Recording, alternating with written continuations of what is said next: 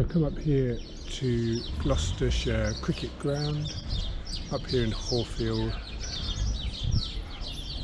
probably Bristol's premier sporting ground, maybe with the exception of Ashton Gate, to record this introductory lecture about our week's material on race and nation. But as you can see from behind me, it's quite a thoroughfare this morning, mid-March, late March 2021, and so I'm going to go around the back and record around there instead.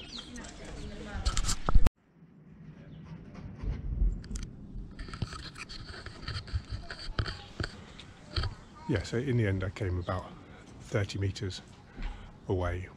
It's the floodlights which are iconic across this part of the Bristol landscape, so they can do as the background.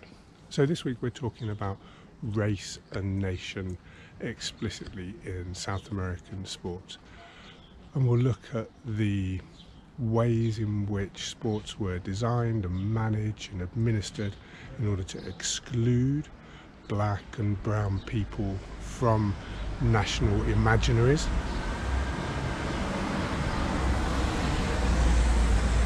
We'll look at how some sports ended up being whiter than other sports. Think of golf. We'll think of the entire absence of cricket from South American society in the 21st century, with some very small minor exceptions and attempts by expatriate Indian communities and Pakistani communities, often linked to financial centres, to revive cricket's history. How did that happen? How did cricket come to exclude the majority of the population of South America, whereas football and other sports were able to be more inclusive? And it's great to be able to come here and stand outside Gloucestershire Cricket Ground and to recommend to you the greatest sports history book of all time by C.L.R. James, Beyond a Boundary, which is a book about the way in which cricket is used by the West Indian team and Caribbean players in order to open up a space globally for their political equality, and also to crack a hole in British attitudes to race and racism, which could then be followed up by black British cricketers in the England team, like Devon Malcolm in the 80s and 90s, Jofra Archer in the present day.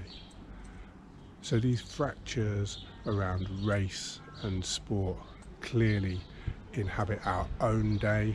Marcus Rashford, Raheem Sterling, and what we're going to be looking at this week is, in the South American sporting context, how race shapes sports and how sporting players and administered were affected by racialized ideologies. And we're going to end by looking in some detail at the Maracanazo, the events of 1950, the final match of the Men's World Cup between Brazil and Uruguay, and the way in which memories of that sporting occasion have come to be shaped by the scapegoating of Brazil's black goalkeeper Barbosa. We'll look at the writings of Eduardo Galeano, probably the most famous South American sports writer, even though that wasn't necessarily his principal officio. So we'll be moving towards the end of our period on 1950, thinking about race, nation, and we'll conclude with some words about sporting futures. So I leave you with Gloucestershire Cricket Ground, the scene of W.G. Grace's triumphs, and those amazing floodlights.